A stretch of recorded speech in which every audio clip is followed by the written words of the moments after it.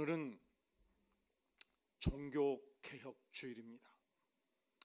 507년 전 1527년도 마틴 루터는 비텐베르크 교회 대문 앞에 95개조 항의문을 게재하였습니다.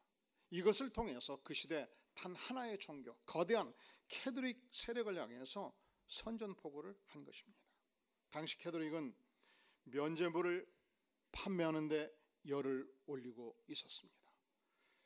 유럽 전역을 향해서 거대한 자금을 면죄부 판매를 통해서 모금하고 있었습니다. 당시 유명한 요한 태첼은 이런 말을 남겼습니다. 금화가 헌금궤에 떨어지며 소리를 내는 순간 영혼은 지옥에서 벗어나 천국에 올라가리라. 죽은 자의 영혼도 산자의 영혼도 500만 원, 1000만 원 헌금하면 구원을 받는다고 외친 것입니다. 그런데 95개조 항의문에서 루터는 인간이 구원받는 것은 예수님께서, 하나님의 아들 예수님께서 십자가에 피 흘려 죽으심으로 죄사함을 받음으로 이 예수 그리스도를 믿을 때 구원을 받는다. 이 구원의 원리에 인간의 공력이나 인간의 헌신이 기여하는 것은 아니라고 외쳤기 때문에 결국 교황 레오 1세는 1521년도 루터를 파면을 한 것입니다. 그때부터 루터는 이 캐톨릭의 거대한 악의 세력을 향해서 투쟁하기 시작했습니다. 이 복음 진리를 수호하기 위해서 목숨 걸고 독일 전역을 다니면서 세력을 모으고 진리를 선포하고 그리고 증거하는 삶을 산 것입니다. 하지만 캐톨릭의 세력이 간단한 게 아니죠. 왜냐하면 유럽 전역을 지배하는 단 하나의 종교였기 때문에 캐톨릭의 교황은 국가의 이 국왕을 능가하는 권력을 가지고 있었습니다. 엄청나게 핍박을 했습니다. 죽음의 위협이 있었습니다. 그때 루터는 내가 더 이상 이 세력과 싸울 수 없다. 이러다가 내가 죽게 생겼다. 멈추자. 절망감이 깊이 들었고 심히 낭망을 하였습니다. 그런데 그가 서재의 문을 열고 딱 들어가는 순간 깜짝 놀랐어요. 아주 아리따운 여인이 하얀 소복을 입고 무릎 꿇고 눈물을 흘리고 있었던 것입니다. 이 여인의 이름을 아시는 분, 카타리나 폰 보라였습니다. 그의 사랑하는 아내였던 것입니다. 아니 부인, 누가 죽기라도 했단 말이오. 그렇소. 당신이 그리 낙담하는 모습을 보니 당신의 하나님이 돌아가신 것이 분명하오. 이 부인의 따끔한 일침 앞에서 루터는 다시 정신을 바짝 차리고 개혁 운동에 박차를 가했고 평생 동안 종교 개혁에 헌신하게 된 것입니다. 우리가 인생을 살다 보면 하나님의 진리가 처절하게 공격받을 때가 있습니다. 내가 믿는 확고한 복음의 진리가 세상 사람들에 의해서 처절하게 구겨질 때가 있습니다.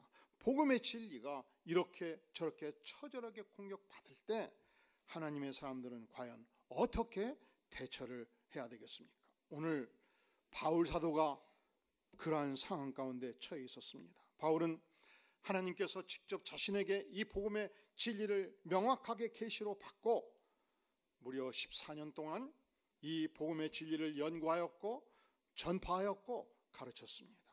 특별히 이 이스라엘 예루살렘 수도 북방 약 450m에서 550m 거리에 있는 이 안디옥 교회에서 이방인들을 향해서 전력투구 복음을 증거하였습니다. 그리고 어느 날 그가 예루살렘을 방문한 지 14년 후에 바나와 디도와 함께 예루살렘을 방문하게 된 것입니다. 문제는 디도가 헬라 출신이었습니다. 이 예루살렘에 있는 유대주의자들이 헬라 출신 디도가 반드시 할례를 받아야 된다고 강력하게 요구를 한 것입니다. 자, 우리 다 함께 2절 말씀 같이 한번 읽어볼까요? 시작. 계시를 따라 올라가 내가 이방 가운데서 전파하는 복음을 그들에게 제시하되 유력한 자들에게 사사로이 한 것은 내가 다름질한 것이 헛되지 않게 함이라. 계속 그러나 나와 함께인 헬라인 디도까지도 억지로 할례를 받게 하지 아니하였으니, 억지로 여기저기서 유대주의자들이 이방인 헬라인도 할례를 받아야 구원이 있는 것이 아니냐, 강력한 끈질긴 압력이 있었는데 그가 이 압력에 굴복을 했나요? 억지로 할례를 받게 하지 아니했다고 말합니다. 또한 5절 말씀 시작. 그들에게 우리가 한시도 복종하지 아니하였으니 이는 복음의 진리가 항상 너희 가운데 있게 하려 함이라. 복종했습니까? 안 했습니까? 진리가 아닌 것을 향해서 한시도 복종하지 아니하였다. 끝까지 목숨 걸고 사수하였다. 이 표현이 되겠습니다. 그러면 바울 사도는 왜 그렇게 목숨 걸고 복종하지 아니하고 끝까지 헬라인 디도를 할례를 주지 아니하였는가? 자, 우리 4절 말씀 그 이유를 보겠습니다. 시작. 이는 가만히 들어온 거짓 형제들 때문이라. 그들이 가만히 들어온 것은 그리스도 예수 안에서 우리가 가진 자유를 엿보고 우리를 종으로 삼고자 함이로되. 자, 왜 그랬는가? 바울을 공격하는 공격자들, 유대주의자들은 거짓 형제들이었습니다. 저들은 예수 믿고 구원받는 것이 아니고 예수 믿고 할례 받고 예수 믿고 유대 율법을 지켜야 구원을 얻는다, 거짓 진리를 외치고 있었기 때문에 저들은 비밀리에 가만히 교회 안에 침투한 자들이었습니다. 마치 그들은 교회를 허물어뜨리는 세포공작, 세작들, 간첩들과 같았습니다. 저들은 예수님을 존경했고 예수님을 추종했으나 예수님을 믿을 때만이 구원을 얻는 것이 아니고 예수님을 믿고 플러스 알파 율법을 지킬 때 구원이 있다고 가르쳤던 만큼 거짓 복음이었기 때문에 그는 일시도 복종하지 아니하였다, 이렇게 선포하고 있는 것입니다. 여기서 우리는 예수 그리스도의 복음이 무엇인가를 다시 한번 확인하게 됩니다. 언제든지 구원을 받는 것은, 죄 많은 인생이 구원을 받는 것은 하나님의 아들이신 예수 그리스도께서 나 같은 죄를 위해서 십자가에 피 흘려 죽으셨다 믿을 때 구원을 얻는 것이며, 여기에 플러스 알파를 하게 되면은 이단이 된다는 것을 우리는 잊어서는 안 되는 것입니다. 자, 그렇다면 왜 그 시대 유대주의자들은 예수님 플러스 알파를 주장하게 됐는가? 첫째로 저들은 복음의 진리를 깊이 깨우치지 못했던 것입니다. 두 번째 이유가 있습니다. 4절 하반절에 보면 그들이 가만히 들어온 것은 예수 그리스도 안에서 우리가 가진 자유를 엿보고 우리를 무엇으로 삼고자 함이라고요? 우리를 종으로 삼고자 한 것입니다. 하나님께서는 우리에게 예수 믿고 하나님을 마음껏 섬길 수 있는 자유를 주셨습니다. 그런데 저들은 교회 안에 조용히 침투해서 이 자유의 백성들의 자유를 빼앗고 종을 삼고 노예를 삼고 자유를 망각하게 만들었다는 것입니다. 유대주의자들은 예수님 플러스 알파를 주장함으로 말미암아 교회의 견고한 복음 진리를 무너뜨리기를 원했던 것입니다. 유대주의자들은 조용히 가만히 개별적으로 교회를 침투해서 교회를 해치고 교회를 흐트러뜨리고 교회를 공격했습니다. 그리하여 예수 그리스도의 사람으로 만들지 아니하고 자기의 사람으로 자기의 종으로 만들어서 교회 성도들을 해체시켜버린 것입니다. 그러니까 바울 사도는 일시에도 이 주장에 복종하지 아니하였다. 사단의 앞잡이 노릇을 하는 저들에게 동조하지 않았다, 그렇게 표현하지 않습니까? 사실은 이 모습이 한국교회 내 신천지 추수꾼들의 모습입니다. 저들은 가만히 조용히 교회 안에 침투합니다. 간첩처럼 꽈리를 틉니다. 교회 안에 자리를 잡습니다. 공격할 먹잇감을 찾습니다. 마치 사자가 숨어서 가장 약한 사슴, 수십 마리의 사슴떼가 움직일 때 그냥 덮치지 않아요. 자세히 숨어서 관찰하고, 그러면 뒤에 처지는 사슴이 있죠. 연약한 사슴이 있죠. 갑자기 전속력으로 달려가서 이 약한 사슴의 목덜미를 움켜쥐고 온몸을 순간에 찢어버리는 것입니다. 제가 1983년도 서대문에 있는 동산교회 교육 전도사로 사역을 시작한 이래 무려 42년째 사역을 하고 있습니다. 그런데 42년 사역하면서 하나님이 무엇을 가장 가슴 아파하고 슬퍼하시는가, 가장 싫어하는 일이 무엇인가? 하나님의 위대한 교회, 순결한 양떼들의 가슴을 찢어버리는 일인 것을 고백하지 않을 수 없습니다. 그런데 이 신천지 수습군들은 조용히 교회 안에 침투합니다. 그리고 밤중에 마수처럼 양떼들의 가슴을 갈기갈기 찢어버립니다. 그리고 이 일이 얼마나 하나님 앞에 죄악인가에 대해서 전혀 두려워하지 않습니다. 교회가 깨져도 가슴 아파하지 않습니다. 성도가 공동체에서 떠나도 전혀 가슴 아파하지 않습니다. 그리하여 하나님이 예수 그리스도를 핏값을 주고 사신 이 위대한 교회를 경박한 교회로 만들어 가는 것입니다. 우리 주님께서 십자가에 피 흘려 죽으시기 전날밤 간절히 기도하셨습니다. 땀방울이 뚝뚝 떨어지는데 모세 혈관이 터져가지고 핏방울이 떨어질 만큼 간절히 기도하셨습니다. 여러분, 기도하다가 너무 기도를 옆중이 2시간, 3시간, 5시간 기도하다 보니까 땀방울이 흘러가지고 모세 혈관이 터져서 핏방울이 뚝뚝뚝 떨어지기까지 기도해 보신 분, 그렇게 기도할 때 무엇을 위해서 주님께서 그렇게 간절히 기도하셨는가? 여러분들이 요한복음 13장을 자세히 보면 2가지가 강조됩니다. 따라 볼까요? 서로 사랑하라. 서로 사랑하라. 제자들을 향해서 서로 사랑하라고 말씀합니다. 무엇을 위해서 간절히 기도하시는가? 이 그리스도의 공동체를 향해서, 제자 공동체를 향해서 하나가 될 것을 위해서 간절히 눈물로 기도하셨습니다. 그런데 하나가 될 때 중심에 목표가 있어요. 그 안에 예수 그리스도 안에서, 예수 그리스도의 진리 안에서, 예수 그리스도의 진리의 복음 안에서 하나가 될 것을 요청하는 것입니다. 그러니까 하나님의 교회 안에서 성도들의 마음을 갈라내고 교회를 갈기갈기 찢고 영혼들을 덮치는 것은 강력한 사단의 역사라 아니할 수 없습니다. 그 일을 신천지 이단이 전국 교회에서 진행하고 있습니다. 만약에 여러분 중에 혹시라도 신천지 이단에 속한 사람이 있다면 조용히 사라지시든지, 아니면 우리 안디옥 교회 진행하는 성경 공부에 직접 들어와서 하나님의 정통의 말씀을 배우든지 둘 중에 하나를 결정하시기 바랍니다. 그리고 한국교회는 오늘 오후 동성애 차별금지법 반대 예배를, 집회를 진행하지 않습니까? 예수님을 믿어도 같은 그리스도인이어도 왜 이 운동을 해야 되는가? 동성애자들도 보호해야 되지 않겠는가라고 주장하는 이론이 있습니다. 그렇습니다. 만약에 우리 국민 가운데 동성애 성향을 가진 자가 있다면 그도 국민의 한 사람으로서 누려야 될 권리를 누려야지요. 그것을 반대하는 것은 아닙니다. 그가 개인적으로 사생활이 그런 삶을 산다는 것에 대해서 우리는 국민의 한 사람으로 간섭하지 않습니다. 우리가 여기서 외치는 것은 국가, 제도, 이 시스템의 문제를 다루는 것입니다. 이 차별금지법은 인간의 성별을, 남성인가 여성인가를 인간 스스로 결정할 수 있다는 전제하에서 작성된 법입니다.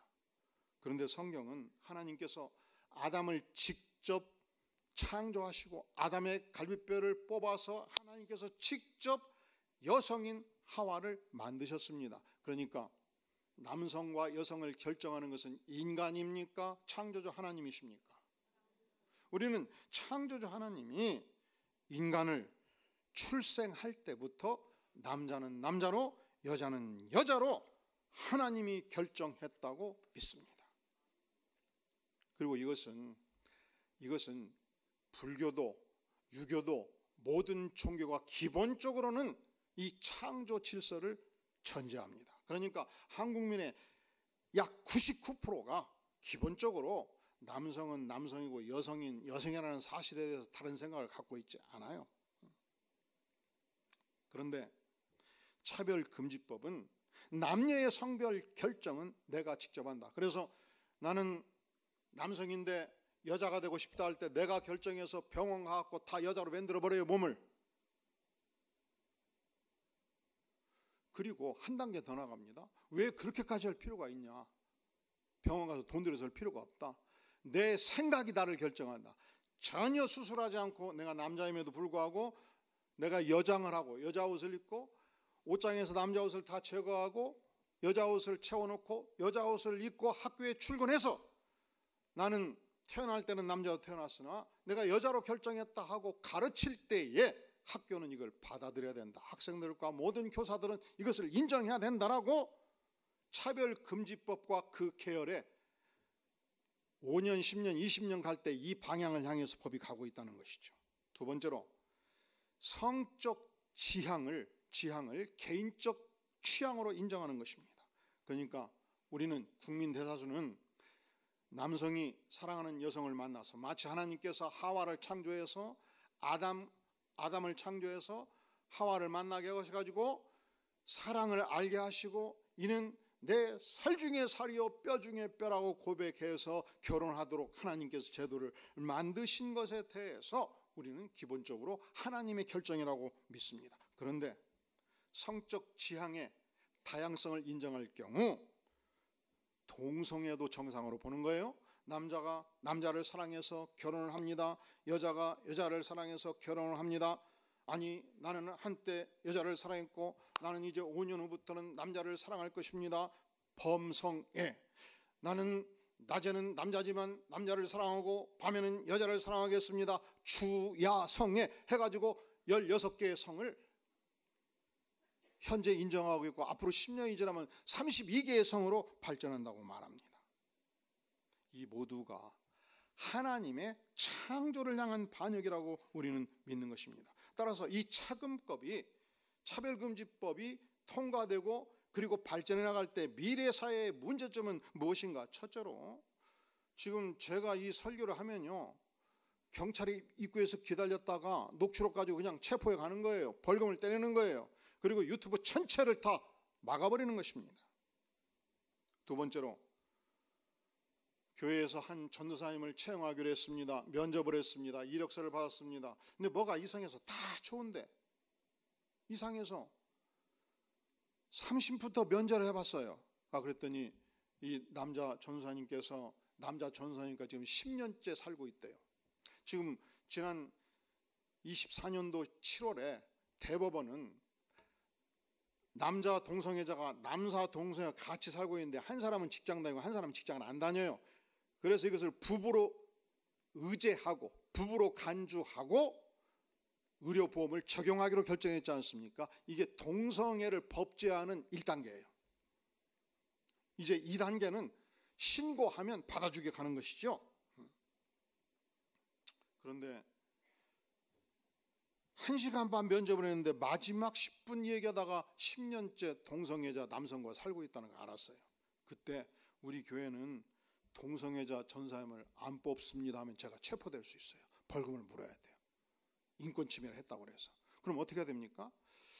그 전사님 제가 시간을 두고 충분히 기도를 해보겠습니다 하고 연락을 안 넣은 거예요. 근데 막 전화가 오면 아직 기도가 안 끝났습니다. 또 전화가 오면 또 인터뷰를 한 번 더 하는 거예요. 그리고 미루는 거예요. 그 동안에 어떻게든 다른 데 직장을 잡도록. 그리고 절대로 동성애자기 때문에 안 뽑는다는 얼굴 표시도 하면 안 돼요. 어느 날 형님 아들이 결혼식을 한다고 해서 갔습니다. 근데 결혼식장에 딱 갔더니 이 남자 둘이 쫙 걸어와서 딱 결혼을 하는 거예요. 그랬더니 형님이 하객들 밥 먹는 데서 마이크를 잡는데 우리 며느리는 남자입니다. 잘생겼습니다. 그 말 듣는 순간부터 막 소화가 안 되고 불편해갖고 막 잘 안 돼갖고 옆 사람한테 아이고 나 오늘 잘 소화가 안 되네요. 그랬더니 경찰에서 체포해 가는 거예요. 이 동성애 결혼에 대해서 동조하지 않았다고 말이죠.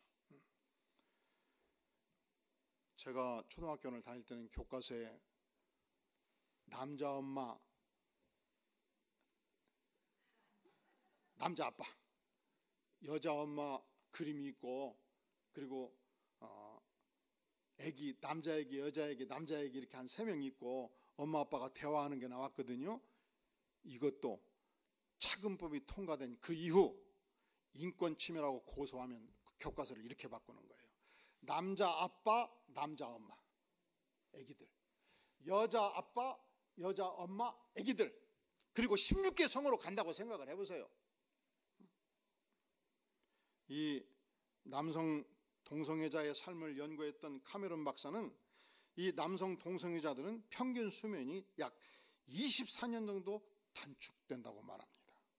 남성 동성애자는 10년이 지나면 이 변신급의 극도의 악화로 삶의 질이 현격하게 떨어져서 자살 의식을 갖게 된다고 말합니다.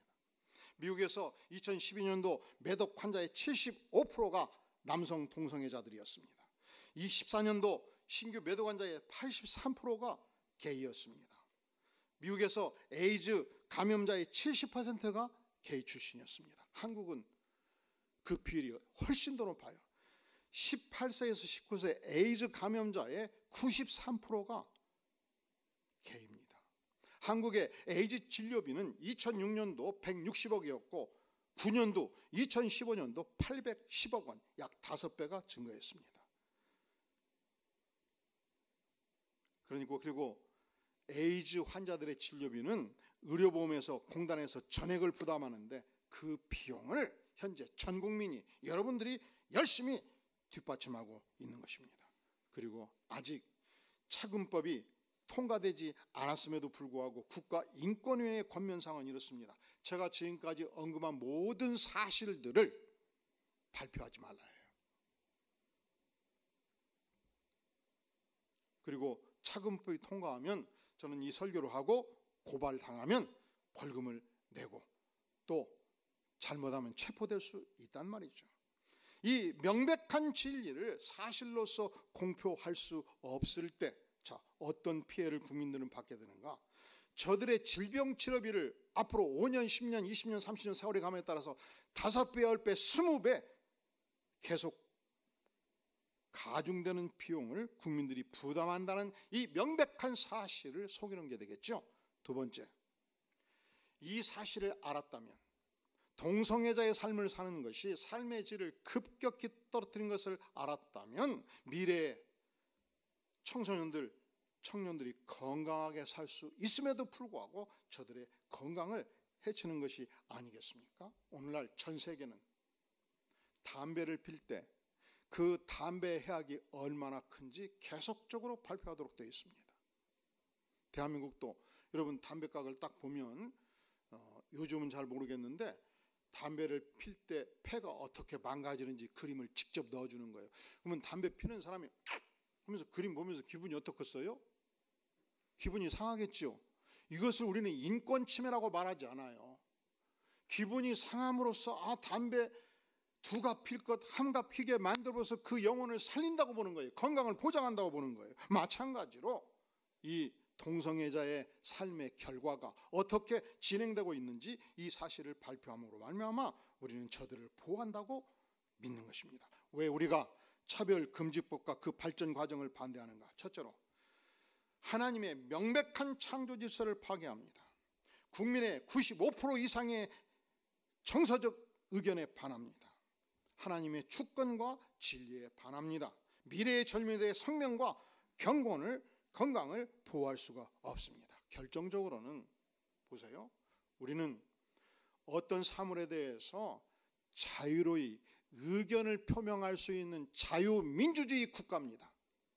그러니까 우리는 비가 올 때 내가 우울하면 우울한 감정을 표현할 자유가 있습니다. 태양이 뜰 때 나는 하나님이 태양의 밝은 빛으로 살게 해주시니 은혜를 감사 찬양하는 의견을 표현할 자유가 있습니다. 우리는 동일한 관점에서 동성애자의 삶이 어떤 삶인가, 성경이 무엇을 말하는가에 대해서 의견을 표현할 자유가 있기 때문에 이 차근법의 통과는 인간에게 주어진 가장 중요한 권리, 표현의 권리를 제한하기 때문에 반대하는 것입니다. 그래서 이 법은 역차별법, 차별금지하니까 이 내용을 잘 모르고 국민들이 그냥 무조건 따라가는 거예요. 근데 실질적으로는 역차별법이라 아니할 수 없습니다.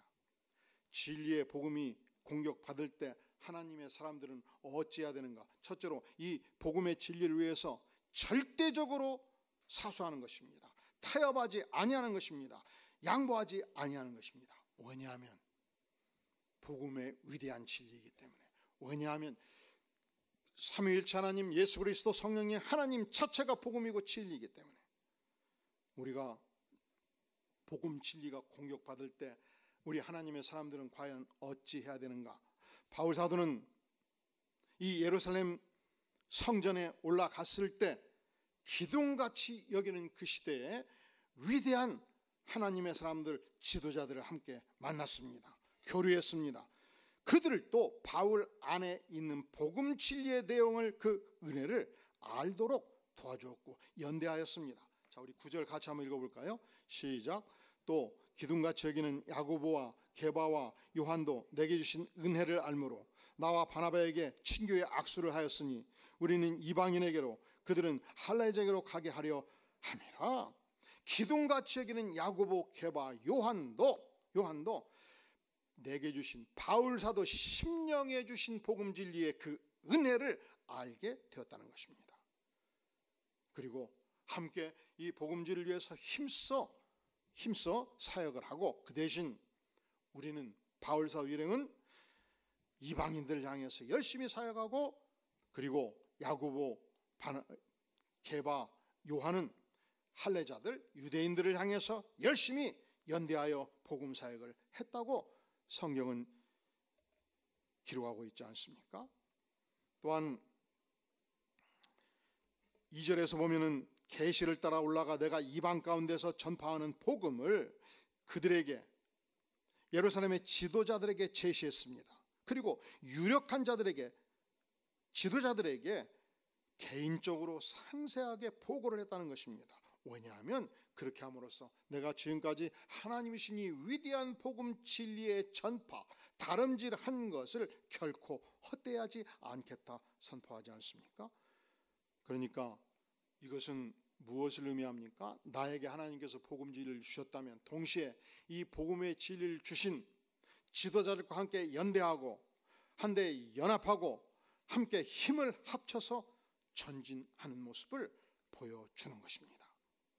복음 진리가 위협받는 시대에 우리는 어찌할 것인가? 첫째로 우리가 믿는 이 위대한 복음 진리를 위해서 전심전력하는 것입니다. 두 번째로 믿음의 동지들끼리 연대하고 연합하고 함께 기도하는 것입니다.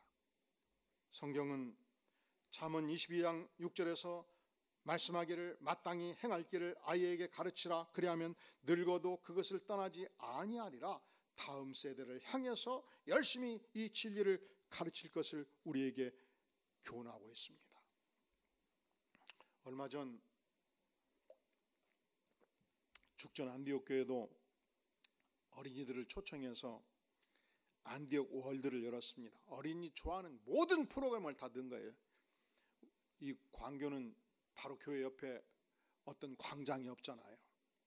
근데 안디옥 교회는 4발자국 5발자국만 뛰면 거대한 중앙공원이 있어요. 그 중앙공원 전체를 빌려가지고 한 300명, 500명, 700명, 300명은 어린이들, 500명은 우리 교인까지, 나머지 700명 지역 주민들까지. 하여간 제가 죽전에서 교회를 설립한 이후로 지금까지 가장 많은 사람이 모였어요.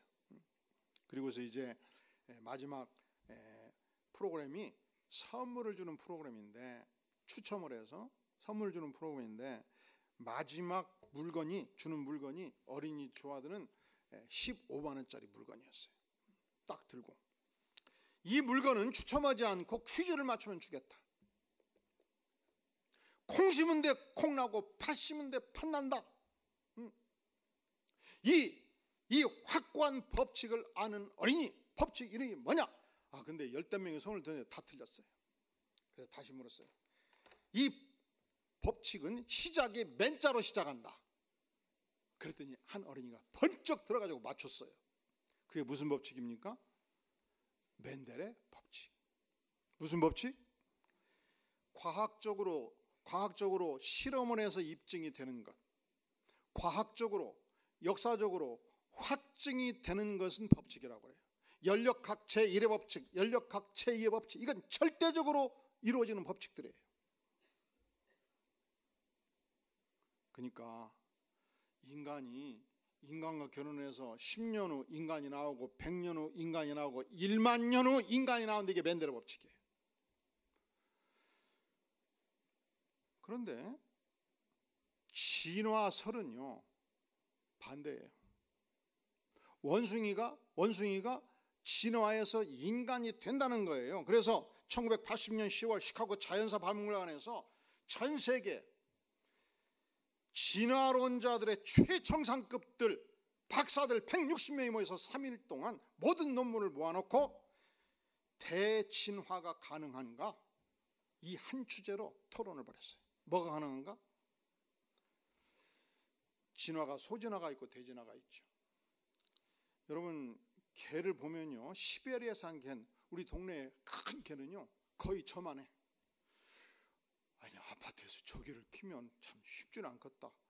저 개가 소고기를 먹기 시작하면 나보다 5배를 먹게 생겼다. 근데 또 주먹 많은 개도 있어요. 이게 다 소진화라고 보는 거예요. 개과. 근데 원숭이가 인간이 되는 것은 과가 다르잖아요. 대진화가 가능한가?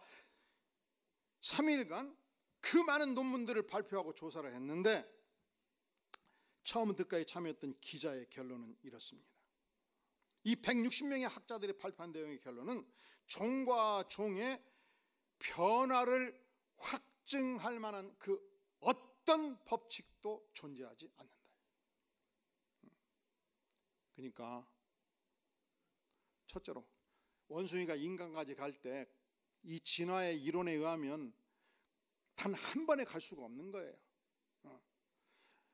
그 수십만 년을 통해서 조금씩 변화되어 가는데 변화가 계속 직진하기 때문에 현존하는 인류 가운데도 있어야 돼요.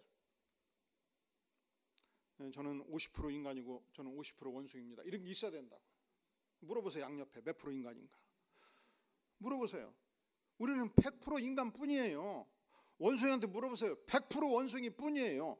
두 번째, 이 모든 과정이 인류 문화가 발견한 그 모든 화석을 조사해서 화석 안에 박혀 있어야 돼. 단 하나도 존재하지 않는다는 것이죠. 그래서 과학자들은 정직해요. 과학자들은 진화의 법칙이라고 말하는 과학자가 단 한 사람도 없어요. 진화설, 진화 이론, 한 개인이, 한 인간이, 한 집단이 주장하는 이론에 불과하다. 이것은 법칙이 아니라 하지 않습니까? 사실은 지난 5천년 문명사 속에서 이 우주의 기원, 만물의 기원, 인간의 기원에 대해서 밝혀진 이론은 지금까지 법칙은 존재하지 않습니다. 성경은 말씀합니다. 태초에 하나님이 천지를 창조하시니라. 그러니까 이 위대한 확고한 진리, 이 위대한 확고한 복음의 진리는 언제부터 가르쳐야 되는가? 마땅히 행할 길, 이 진리의 실체 창조주를 아이에게 가르치라는 것입니다. 그리하면 늙어서도 그것을 진리를 결코 떠나지 아니하니라. 잠언 22장 6절은 말씀하지 않습니까? 오늘날 우리는 복음 진리가 위협받는 어려운 시대를 살아가고 있습니다. 과연 이때 우리 하나님의 백성들은 어떻게 해야 되겠습니까? 과감하게 전심을 다해서 우리가 믿는 이 복음의 진리를 수호하는데 전심전력을 다해야 될 것입니다. 두 번째, 동일한 복음 진리를 믿고 따르는 참된 그리스도인들끼리 함께 연대하고 함께 연합하고 함께 기도하며 전진하는 일은 마땅한 일입니다. 세 번째, 우리 모든 안디옥 성도들은 특별히 다음 세대를 향하여, 교회 안에 있는 다음 세대를 향하여, 우리의 사랑하는 자녀와 손주 세대를 향해서 이 위대한 복음의 진리를 끝없이 어린 시절부터 가르침으로 말미암아 다음 세대가 축복받는 이 은혜가 우리 모두에게 넘치기를 주의 이름으로 축원합니다. 기도하겠습니다. 영광의 주님, 우리가 어려운 시대를 살고 있습니다. 복음의 진리가 위협받고 창조주의 권세가 위협받는 어려운 시대를 살아가고 있습니다. 하지만 주님, 우리가 예수 십자가의 복음을 굳건하게 붙들고 전진하기를 원하며 이 창조주 하나님의 권세를 선포하기를 구하며 또한 다음 세대를 위해서 증거하기를 구하오니 하나님, 우리를 불쌍히 여겨 주시옵소서. 예수님의 이름으로 간절히 기도하옵나이다. 아멘.